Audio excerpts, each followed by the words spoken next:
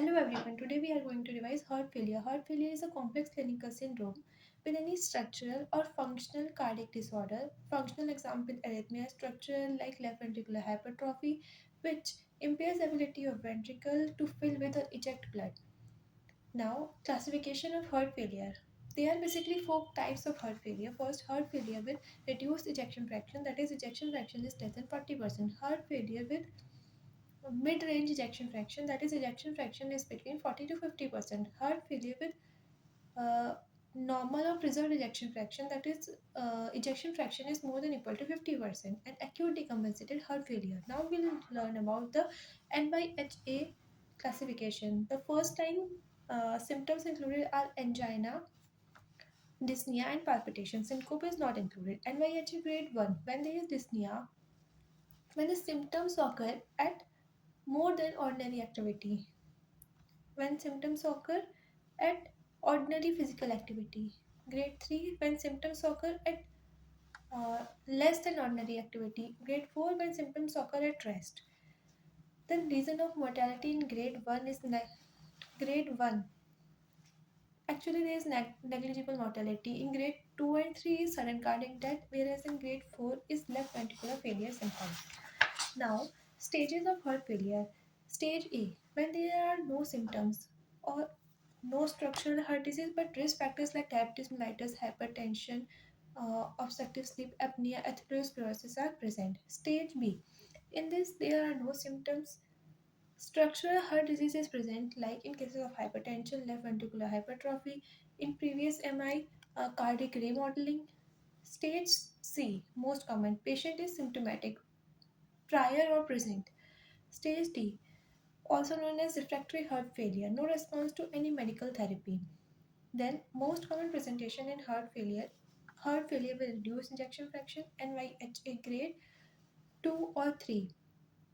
Uh, that is, uh, symptoms occur at ordinary physical activity or less than ordinary physical activity. And stage C, in which patient is symptomatic, prior or present. Then heart failure with reduced ejection fraction. Now we will learn about the clinical features.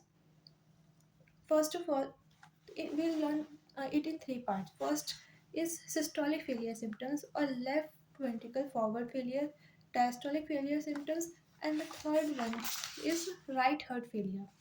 First of all, systolic failure symptoms or left ventricular forward symptoms. It is due to decreased cardiac output, indicates left-sided heart failure symptoms. It includes fatigue, due, it leads to cachexia and causes TNF alpha. Then decreased urine output, cool extremities, cyanosis, altered mentation, S3 heart sound is heard, cardiomegaly is present, pulses alterance is present, displaced apex beat, narrow pulse pressure. Now we move on to second part, that is diastolic failure symptoms. It is basically due to two reasons. First of all, concentric left ventricular hypertrophy, which leads to decreased cavity size and decreased volume. Systolic failure, which is due to insufficient dilatation, increased end systolic volume. Due to decrease in volume uh, or the cavity size and increased end systolic volume, there is increase in left ventricular end systolic pressure, increased left atrial pressure, increased pulmonary capillary venous pressure, which leads to pulmonary exudation and leads to dyspnea. Predominant symptom in heart failure, crackles, acute presentation, pleural effusion, mostly right sided. The patient prefers to lie on down on the right side. Now the presentations of dyspnea. Orthopnea. Dyspnea immediately after lying down. PND. Dyspnea occurs 2 to 3 hours after lying down. The patient lies supine. Increased pleural, increased fluid shift from interstitial to intravascular compartment, that right atrium में आता है, फिर वो फिर then it goes to pulmonary circulation, not accommodated by patient in heart failure. So the patient becomes symptomatic air hunger. This is the mechanism of PND.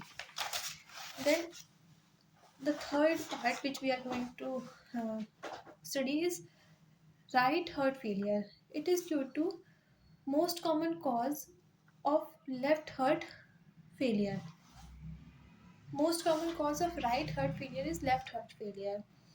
Due to increased right ventricular and diastolic pressure, increased right atrial pressure, increased vena cava pressure, which leads to abdominal jugular reflex, impending right heart failure, ascites, edema, hepatomegaly, increased jugular venous pressure.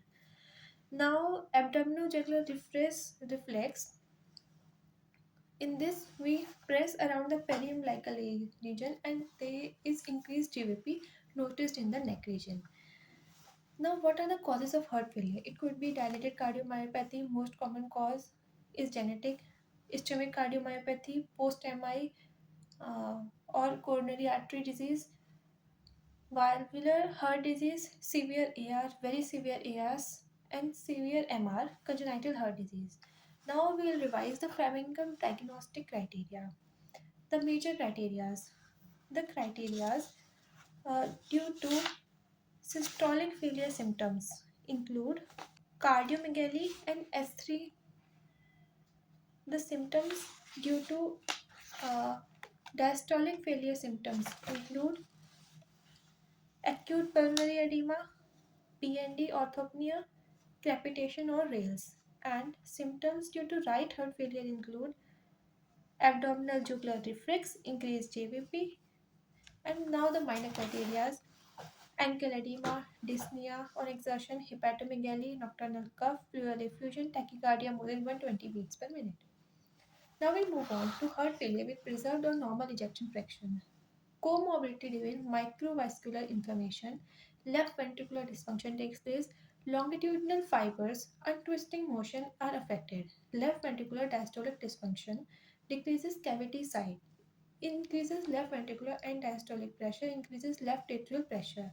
There is this leads to increased pulmonary capillary venous pressure, thus leading to a pulmonary interstitial and alveolar edema with crepitations, thus leading to dyspnea. Atria stretches and dilates. Increased atrial contribution to cardiac output more than 40%, prone for atrial fibrillation. Now, difference between heart failure and COPD. Why? Find gravitational crepitations that changes with position, cold peripheries, dyspnea more than cough. Whereas in COPD, find crepitation that do not change with position, warm peripheries, and cough is a predominant symptom than dyspnea. Now, what is bendopnea? It is a sign of advanced heart failure. Bend for 30 seconds, increase venous return, patient becomes symptomatic.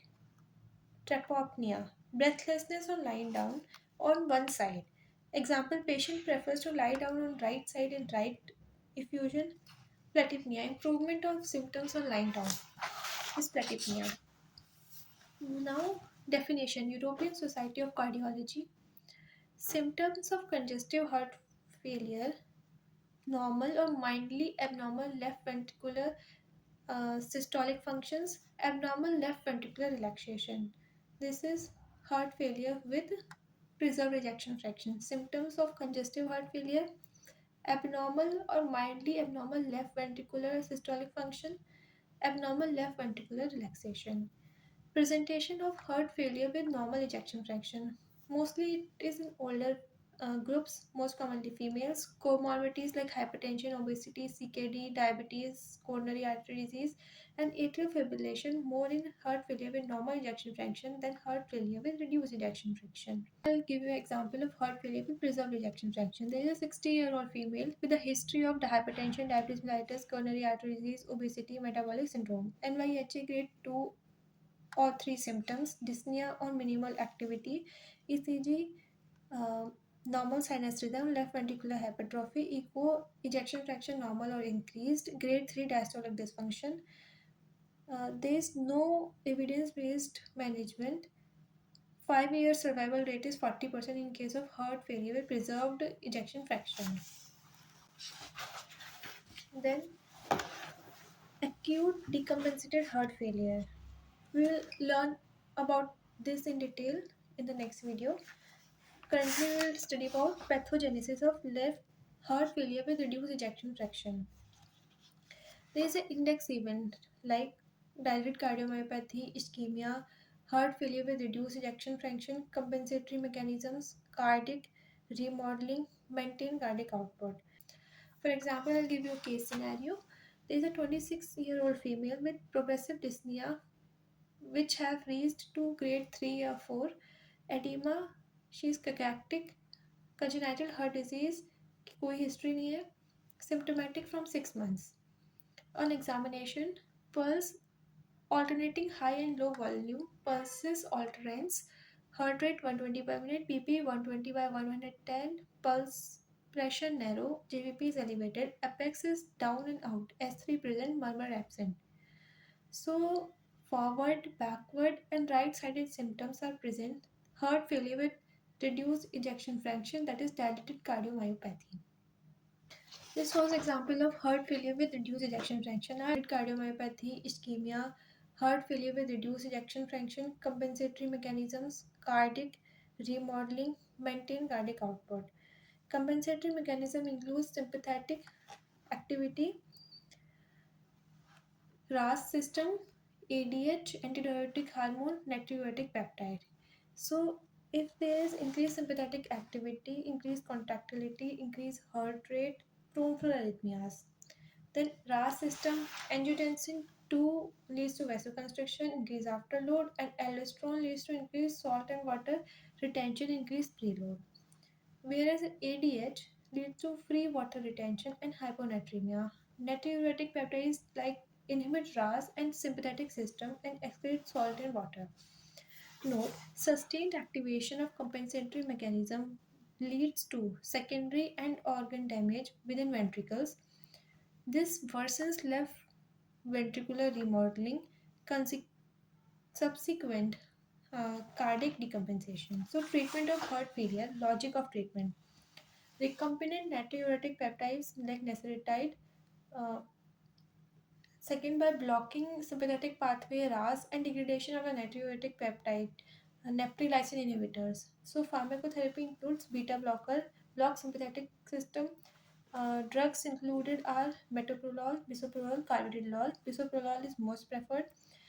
Then ACE inhibitors or ARBs, class effect.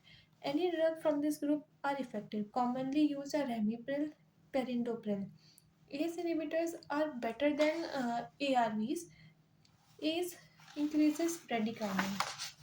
Then ARNI, angiotensin receptor blocker, neprilysin inhibitor.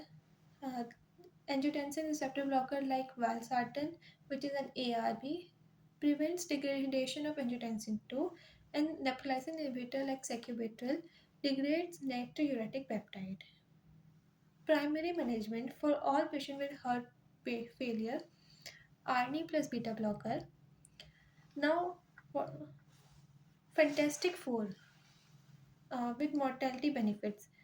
Uh, ARNI, beta blocker, aldosterone antagonists like fildenone, and SGLT2 inhibitors like empagliflozin and dapagliflozin. Now, what is refractory heart failure? Maximal tolerated dose of beta blocker plus Fantastic Four. If failure heart rate is more than 70 per minute, then we give ivabradine, funny current inhibitor. Its side effect are visual disturbances. Patient is still symptomatic, it means it is refractory heart failure. In case of refractory heart failure, if it is wide QRS, then we give cardiac resynchronization therapy. If still it doesn't work, then we do cardiac transplantation. And in normal QRS complex, left ventricular assisted devices or implantable cardioverter defibrillator are used. Now, if person is not euvolemic, diuretic is given first to relieve congestion, then only beta blockers are started, because if directly beta blockers are started, it can lead to pulmonary edema otherwise. And in heart failure with renal failure, hydrolyzine and nitrates are given. Thank you.